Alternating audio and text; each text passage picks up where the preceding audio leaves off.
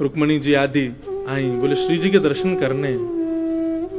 ललिता जी बोली आज शयन में है, और ये कोई साधारण शयन नहीं है, 7 वर्ष के पश्चात का शयन है।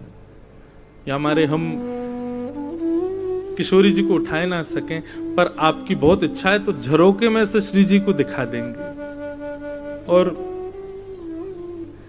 एक झरोके में लेके गई। बंधुओं एक बात कहें, वृंदावन दर्शन की रीति है, प्रत्यक्ष श्याम सुंदर को नेत्रों से मत देखो। कोई खंबा हो, कोई व्यक्ति आगे खड़ा हो, उसके पीछे छुपके श्याम सुंदर को देखो। उनके दर्शन नहीं करो, उनको ढूंढो कहां है। प्रत्यक्ष जाकर के आप श्याम सुंदर को 2 नेत्रों से देखने का प्रयास करते हैं, वो दर्शन नहीं है। वो दर्शन द्वारिका में चल जाएगा, जगन्नाथपुरी में चल जाएगा। वृंदावन तो झरोकों से देखने का विषय है, वहां तो छुप के देखो, स्वयं को छुपा करके देखो। रुक्मणी जी ने जैसे ही झरोके में से झांका, कारी कमरी ओढ़ी है श्री जी ने, वक्ष पर ठाकुर जी की वंशी वेणु को लगाए श्री जी लेटी हैं। और बस उसी समय रुक्मणी जी का देखना हुआ, और उसी समय श्री जी ने कारी कमरी में से नेक अपनो चरण बाहर निकारो, और वह चरण को देखते ही महाराज रुक्मणी जी के सारे आर्थ नष्ट हो गए, सारा अहंकार नष्ट हो गया, जो भी विषाद रहे होंगे भीतर वह भी नष्ट हो गए। बस पूर्णतया ललिता जी के हाथ पकड़ लिए, बोले मुझे वापस नहीं जाना, अब मुझे इनके चरणों में ही रहना है, मुझे वापस नहीं जाना। आप कृपा करो, मुझ को भी दासी बना दो, मुझ को भी संग सहचरी रख लो, मुझे द्वारिका नहीं जाना। ये स्थिति है श्री किशोरी जी के चरणार बिंदों की, कि नित्य ठाकुर जी के संग रहने वाली रुक्मणी जी ठाकुर जी का त्याग करने को राजी हो गई, लेकिन किशोरी जी के चरण नहीं छोड़ेंगे। अभी मुख तो देखा ही नहीं है, अभी तो चरण देखे हैं श्री जी के।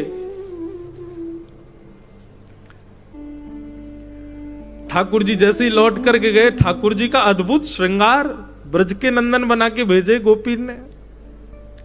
ऐसा श्रृंगार तो कभी द्वारिका में भी नहीं हुआ ठाकुर जी का। श्रृंगार को देख करके महाराज रुक्मणी को यह भी भान नहीं रहा कि मैं रुक्मणी हूं। ऐसा रूप, ऐसा सौंदर्य, ऐसा श्रृंगार। श्याम सुंदर, हे द्वारिकाधीश, कहां गए थे आप? ये इतना सुंदर श्रृंगार। ठाकुर जी के नेत्र ही बता रहे थे कहां गए थे। नेत्रों में हल्के हल्के अश्रुबिंद हैं, नेत्र लाल पड़े हैं। समझ गई रुक्मणी जी कि श्री जी पधारी। ठाकुर जी तो जाकर के अपने कक्ष में विराजमान हो गए, लेकिन रुक्मणी जी की व्याकुलता बढ़ गई अब कि मैं जाऊं, मैं भी श्री जी का दर्शन करूं। अपनी अष्ट सखी, अष्ट भगवान की पटरानियों को संग लेकर के श्री रुक्मणी जी गई हैं श्री जी का दर्शन करने के लिए। आज श्री जी पौड़ी हैं, पहली बार 100 वर्ष बाद सोई। ललिता विशाखा को बड़ो चैन मिलो है, द्वार पर बैठ गई हैं। बोले कि अब चाहे ब्रजवासी अपनो ग्रहण आदि पूर्ण करके चली जाए, श्री जी तो तभी जाएंगी जब निद्रा पूरी होगी। 100 वर्ष की निद्रा है। मधुर सुगंधी ठाकुर जी के अंग की आ रही है, कारी कमरी हो रही भई है, वंशी चित्त से लगी भई है। श्री जी मधुर शयन कर रही हैं। जैसे ही रुक्मणी जी आई, रुक्मणी जी के आते ही श्री जी उठ करके अपने आप बैठ गई और बोली, ललिता जरा देखियो, मुझे लगा श्याम सुंदर फिर आ गए। बोले अब कहा भाई, अब तो श्याम सुंदर नहीं आए थे। बोले श्याम सुंदर को हृदय से लगा के रुक्मणी जी आई तो उनके तन की सुगंधी रुक्मणी जी में से आ रही थी, और श्री जी को उसी से ही भान हो गया कि श्याम सुंदर आए। उठ के बैठ गई श्री जी। बोले ललिता देखियो, द्वार पर श्याम सुंदर आए, ठाकुर जी फिर आए हैं। अब की बार द्वार खोल करके देखा तो रुक्मणी जी खड़ी हैं। आहा, द्वार खोला था श्री ललिता जी ने। ललिता जी की रूप माधुरी देखते ही श्री रुक्मणी जी तो नतमस्तक हो गई, प्रणाम करने लगी कांति देख करके। हे श्यामाजू, हे लाडली जू, आपको बारंबार प्रणाम करूं, आपकी बलैया लऊं, ऐसा सुंदर रूप, ऐसा सुंदर माधुर्य। ललिता जी ने तुरंत उठाई, बोले नहीं, मैं ललिता हूं। श्री जी तो भीतर विराज रही हैं, शयन कर रही हैं आज, आप कहो। रुक्मणी तो बस बोले ही नहीं पाई, शब्द ही चले गए। बोले कि ये दासी की सुंदरता है तो श्यामाजू की सुंदरता क्या होगी? नेत्रों में सामर्थ्य नहीं है देखने की। एक बात कहूं बंधुओं, कई प्रश्न और कई भाव आते हैं कि वृंदावन में श्री जी के दर्शन क्यों नहीं है। या को एक भाव यही है कि श्री जी को देखवे की सामर्थ्य केवल और केवल ठाकुर जी में, हम में है ही ना है, हम देखे ही ना सके उनको, या हमारे श्री जी के दर्शन हो में ही ना है। और एक बात कहूं, ठाकुर जी दिख जाएंगे, ब्रजवासी दिख जाएंगे, ब्रज की पूरी लीला काउदना प्रत्यक्ष दिख जाएगी, लेकिन श्री जी को देखवे के लायक हमारे पास नेत्र है ही ना है, उनके दर्शन तो ना है सके। उनकी तो बस कृपा ही इतनी है, उनको तो भाव ही इतना कि वाकू बोलते बोलते रसिक जन भावुक कह जाएं। श्री जी को नाम गाते गाते लोग कितने वर्षन की समाधि में चले। और इनकी छोड़ो, श्रीमद् भागवत के वक्ता श्री शुकाचार्य जी महाराज, श्री शुक मूर्छित भय मास षट, 6 महीने के लिए मूर्छित हो गए शुकाचार्य जी श्री जी का नाम बोलते ही। जिनका नाम, जिनका रूप, जिनकी लीला, जिनके केवल अनुभव मात्र से ऐसी स्थिति हो जाती है, वो प्रत्यक्ष दिखेंगी हमको? संभव नहीं, हम में सामर्थ्य नहीं। रुक्मणी जी आदि आई, बोले श्री जी के दर्शन करने। ललिता जी बोली आज शयन में है, और ये कोई साधारण शयन नहीं है, 7 वर्ष के पश्चात का शयन है। या हमारे हम किशोरी जी को उठाए ना सकें, पर आपकी बहुत इच्छा है तो झरोके में से श्री जी को दिखा देंगे। और एक झरोके में लेके गई। बंधु एक बात कहें, वृंदावन दर्शन की रीति है, प्रत्यक्ष श्याम सुंदर को नेत्रों से मत देखो। कोई खंबा हो, कोई व्यक्ति आगे खड़ा हो, उसके पीछे छुपके श्याम सुंदर को देखो,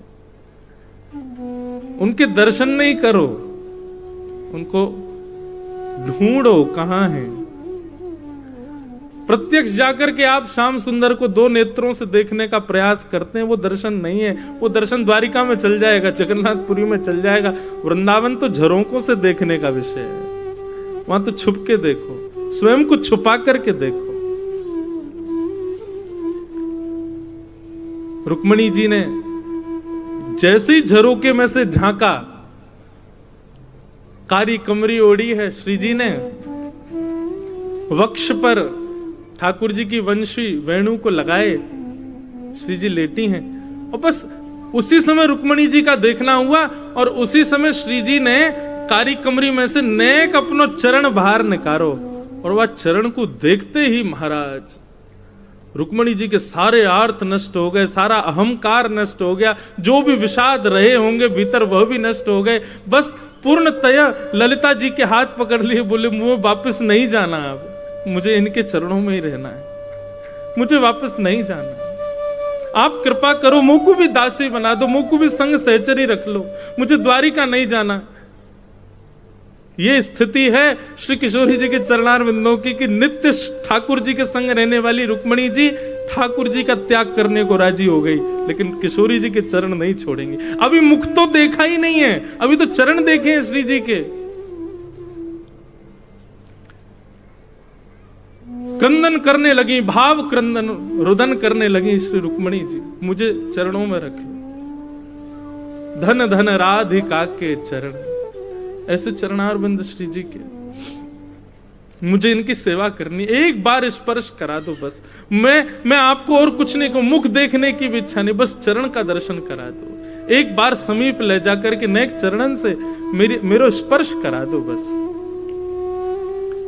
तब ललिता आदि विशाखा भाव विह्वल रुक्मणी जी को दोनों भुजाओं से उठा करके, चल भी नहीं पा रही हैं, लेकर के जैसे ही कक्ष में आई, श्री जी के चरणार बिंदों का जैसे ही स्पर्श किया, उठ करके बैठ गई।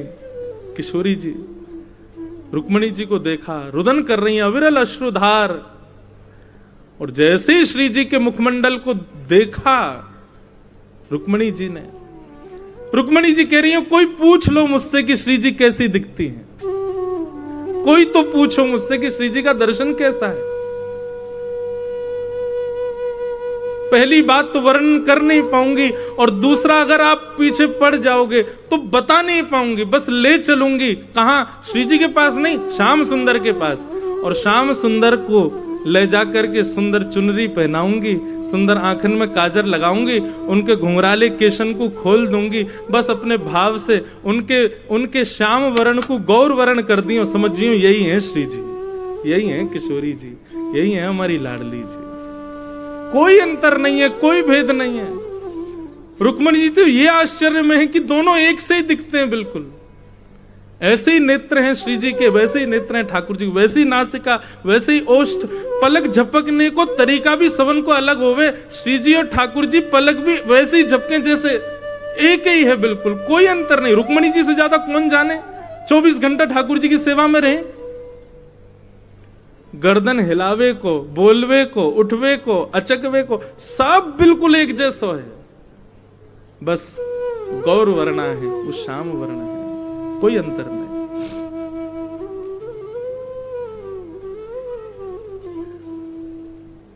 ये है असली ब्रज द्वारिका मिलन। खूब देर तक श्री जी के चरण सेवा करती रही। श्री जी अपने हस्तकमल से रुक्मणी जी के मस्तक को फेरती रही। आपस में खूब प्रेम चर्चा, भाव चर्चा हुई। रुक्मणी जी ने प्रार्थना की कि श्री जी 16,100 सखियां और हैं, मेरी बहन 16,100 और हैं, आप कृपा करो ना, मैं तो चाहूं कि ऐसा दर्शन उनको भी प्राप्त हो। ये सेवा आप तो ऐसी कृपा कर दो, हम यहां से द्वारिका जाएंगे ही नहीं। 16,108 को आप अपने संग ले चलो। अगर आप हमसे पूछो तो हम तो आपको वर्ण करवे, आपसे ब्याह करवे को तैयार हैं। 16,108 आपके संग चल देंगे वृंदावन, हमें ना जानो द्वारिका, द्वारिकाधीश रहे अपने यदुवंशी के संग, हमें तो आपको संग चाहिए, अब आपके संग चलेंगे। किशोरी जी बोली नहीं, ध्यान रखो हमारे हृदय बिहारी को, कछु दिना के बात हो रहे, खूब स्नेह करो, खूब भाव, फिर आप आ जाइयो कुंज में, आप भी विराजमान है जाइयो, वहां कुंज की लीला में फिर संग रहेंगे। और रुक्मणी जी प्रणाम करके आज्ञा लेकर के कि आप पधारो, ऐसा भाव रख करके गई। श्री जी बोली ठीक है, मैं प्रयास करूंगी, आऊंगी। और रुक्मणी जी वापस चली गई। प्रतीक्षा कर रही हैं कब श्री जी पधारेंगी, कब किशोरी जी आएंगी। और सायंकालीन समय भयो, 16,100 पटरानियां अपनी पलकें बिछाएं खड़ी हैं, सब प्रतीक्षा कर रही हैं, श्याम सुंदरा श्री किशोरी जी पधारेंगी। और तभी ललिता, विशाखा, सब अष्ट सखीन के साथ श्री जी पधारे। श्री जी के रूप माधुरी को दर्शन, श्री जी के चरणन को दर्शन, श्री जी के भाव को दर्शन करके सब निहाल हो गई। कितनी तो मूर्छित हो गई, गिनती नहीं, श्री जी को रूप देख करके। खूब सारी सामग्री प्रस्तुत की गई, गरम दूध का पात्र। अब सखियों को सबने, रुक्मणी आदि ने कही आप सब कोने हैं, जाओ हम सेवा में रहेंगी, हम कुछ सेवा को अवसर दो। और सिंहासन पर विराजमान करके श्री जी के कोई भगवान की पटरानी श्री जी के पामन में नूपुर पहना रही है, कोई हाथन में कड़ूला पहना रही है, सुंदर श्रृंगार कर रहे हैं, महावर लगा रही हैं। रुक्मणी जी पत्रावली बना रही हैं, श्री जी को श्रृंगार कर रही हैं, माला पहना रही हैं, इत्र छिड़क रही हैं, सुंदर कुंज जैसी बनाई है। और सब सखियां श्री जी की सेवा में। और ऐसे नहीं कि कोई भार पड़ रहा हो, बल्कि एक दूसरे से जिज्ञासा कर रही हैं, अब नेक मोकू दे दे अवसर, अब नेक मोकू दे दे अवसर। सबके अंदर जिज्ञासा, हम जाएं श्री जी के पास, उनकी सेवा करें। सामग्री पधराई गई सामने पाने के लिए। और तभी रुक्मणी जी ने भाव गलती से बोल दिया, बोले आप प्रसाद पालो, तो मना कर रही थी तो गलती से मुख से निकल गया। ये हमारे द्वारिकाधीश को अधरामृत है। अधरामृत शब्द सुनते ही श्री जी ने तुरंत वो दुग्ध को पात्र जो बहुत गर्म हो, तो अब सखियां संग होती तो फूंक करके नेकबा को ठंडो करके तब श्री जी को पवाती, लेकिन सखियां तो सब दूर खड़ी हैं। अब तो सब कृष्ण पटरानियां चारों तरफ बैठी हैं, कोई ने विचार नहीं किया। और महाराज श्री जी ने जैसी पता चली अधरामृत 100 वर्ष बाद अधरामृत प्राप्त हो रहा ठाकुर जी को, तुरंत उठाई करके मुख से लगा करके पान करन लगी।